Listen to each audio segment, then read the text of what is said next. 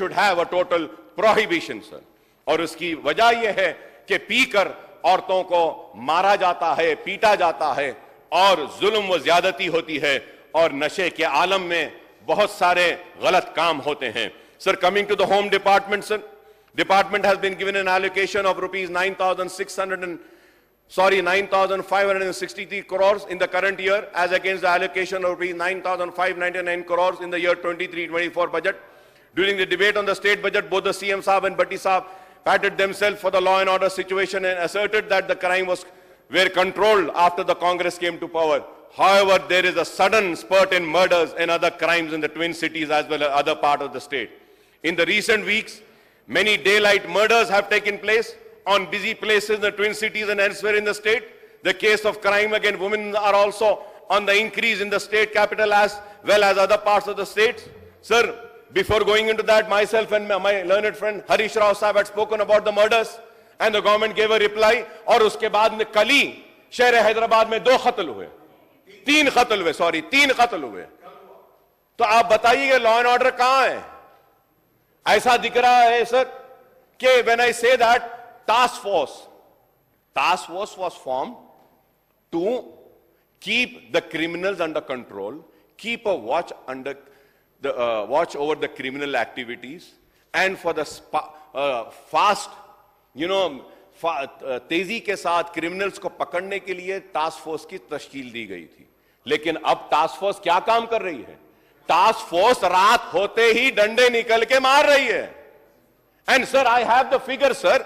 I have the figures now with me, which I will say is that कितने कत्ल हुए, कितने लोग मरे हैं रातों में. टास्क फोर्स क्रिमिनल्स को मारने के लिए थी. टास्क फोर्स मासूम सिटीजन्स को मारने के लिए नहीं है. और टास्क फोर्स का काम क्रिमिनल्स को पकड़ना है. लेकिन टास्क फोर्स रात के अंधेरे में जा रही है, मार रही है, जा रही है, मार रही है. रात में पुलिस लोगों को सुलाने में इतना मसरूफ है कि दिन में सो रही है और दिन में कत्ल हो रहे हैं.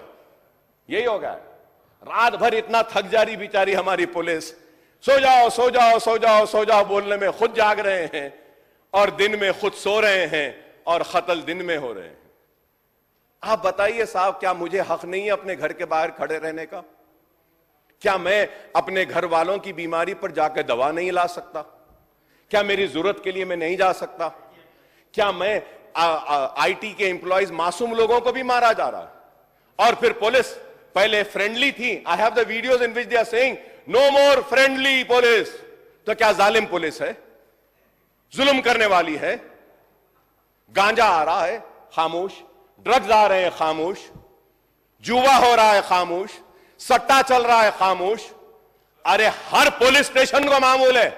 मैं कह रहा हूं खुल के, किसी से डरता नहीं हूं, खुल के कह रहा हूं, हर पुलिस स्टेशन को मामूल है. Honourable panel speaker sir, I would like to come on record and say that one ACP rank calls me up and he says, Akbar साहब आपके एरिया में पुलिस स्टेशन बनाने के लिए आप जरा कुछ कंट्रीब्यूट करिए, मदद करिए. I was very open to my said, मैं कंट्रीब्यूट? क्या तुम्हारे पास जो मामूल आ रहा कम हो गया, खत्म हो गया, उससे नहीं बना सकते? घरा बनाने के बजाय पुलिस स्टेशन बनाओ. Sir, what is this you tell me, sir? Honorable panel speaker, sir, the government needs to look into this. मासूम आदमी घर के बाहर खड़ा है, मार रहे हैं. अरे आप क्रिमिनल्स को मारो, गांजा लाने वाले को मारो, आप वो सट्टा करने वाले को मारो, वो रेप करने वाले को मारो. काचीगुड़े पे रेप हुआ, कैसा रेप हुआ? बच्ची के साथ गांजा पिलाकर, नशा करके उसका रेप किया गया. ये लॉ एंड ऑर्डर है? आप बताइए कि sir overall crime rate in Telangana has increased by nearly 9% in 2023 compared to the previous year, sir.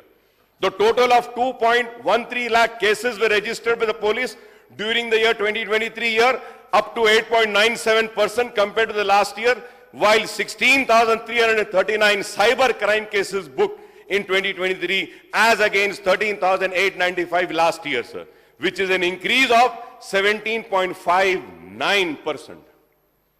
Minister साहब बोले कि नहीं, increase नहीं हुआ. I am giving the data, sir. So loss of property to theft was a tune of 151.78 crore.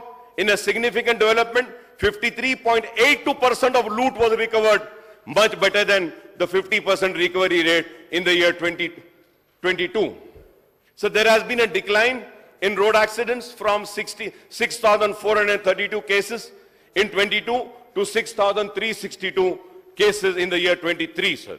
So with regard to conviction, while the overall conviction rate was 41% in 23, live conviction increased by 39% from 168 in 22 to 232 cases in 2023, sir. दिन ओवैसी साहब ने फिर मुद्दे को दूसरे रास्ता में ले जाने के लिए कोशिश कर रहे हैं। मैं बोला मैं जिम्मेदारी से आप जो सवाल किए वो सवाल को मैं फिर जवाब देना पड़ रहा। 2014 में जुबली हिल्स से एमआईएम चुनाव लड़ा था जब नवीन यादव को टिकट दिए थे। 2018 में एमआईएम जुबली हिल्स से चुनाव नहीं लड़ा, वही नवीन यादव इंडिपेंडेंट चुनाव लड़े तो पार्टी से बर्खास्त कर दी। अभी 2023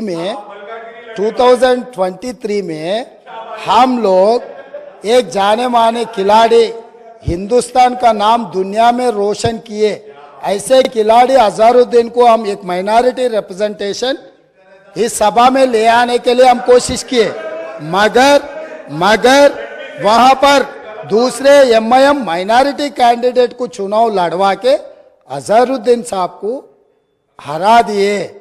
मैं इतने कहा, मैं कुछ इल्जाम नहीं रखा, मैं कुछ मदद नहीं मांगा, जो फैक्ट्स एंड फिगर से मैं इस सभा और नेता के सामने, क्योंकि अध्यक्ष असदुद्दीन ओवैसी साहब अध्यक्ष ने फाइनल फैसला करते, तो इसीलिए मेरा दोस्त से मेरा गुजारिश है, जब हम लोग कोशिश कर रहे हैं माइनॉरिटी रिप्रेजेंटेशन इस हाउस में लाने के लिए, तब आप ये अजहरुद्दीन को हरा दिए। इनके दोस्त चंद्रशेखर राव ने शबीर अली साहब को कामारेड्डी में हराने के लिए, अगर चंद्रशेखर राव को दूसरे सीट से लड़ना है तो सिद्दीपेट है बगल में, उसके बगल में उनके बेटा का सिरसिल्ला भी है, दो बेटा का और दामाद का छोड़कर वो गया कामारेड्डी। तो इन लोगों का नीयत कैसा है, बस वो नीयत साफ नहीं है बोल के मैं दिखाना चाह रहा हूं सर, इतना ही है। के बारे में अगर बोलना शुरू किए तो आगे आपको भी बहुत दिक्कत हो जाएंगे। आप लोग नादेंद्र भास्कर राव से दोस्ती किए, आप लोग एनटीआर से दोस्ती किए, आप लोग चंद्रबाबू नायडू से दोस्ती किए, आप लोग राजशेखर रेड्डी साहब से दोस्ती किए, उसके बाद आप लोग किरण कुमार रेड्डी से दोस्ती किए, दुश्मनी किए, उसके बाद केसीआर से भी दोस्ती किए। नादेंद्र भास्कर राव से लेकर जिस दिन नादेंद्र भास्कर राव तेलुगु देशम पार्टी को तोड़ने के लिए जब कोशिश किए, कौन साथ में थे सर? ये हिस्ट्री है। अगर अकबर साहब नहीं बोले तो हम बोल सकते, हम भी राजनीति में हैं, किसी के ऊपर इल्जाम लगाना आसान है, मगर जवाब देना जिम्मेदारी से देना पड़ता है। यहाँ पर चर्चा आप किधर कहाँ अलायंस किए, हम किधर घूम के हैं, ये सब सारे चर्चा करने के लिए नहीं है। यहाँ पर चर्चा है व्हाइट पेपर ऑफ एनर्जी, इसके बारे में आप जो बोलना है तो बोलो। अगर एक दिन चर्चा करना है केसीआर साहब ने किधर घूम के आया, कांग्रेस में कब था और नायडू पार्टी में टीडीपी में कब था, फिर कांग्रेस में कब आया, फिर कांग्रेस से अलायंस कब किए, फिर चंद्रबाबू नायडू से अलायंस कब किए, फिर बीजेपी से अलायंस कब किए, फिर खुद का पार्टी कब बनाया, ये सब सारे एक दिन पूरा आप अगर मौका दिए तो कौन कहाँ घूम के आए, सबके बारे में चर्चा करने के लिए हम तैयार है। अगर आप कभी मौका दिए तो उसी के ऊपर एक दिन पूरा दिन हम चर्चा करेंगे। Speaker sir.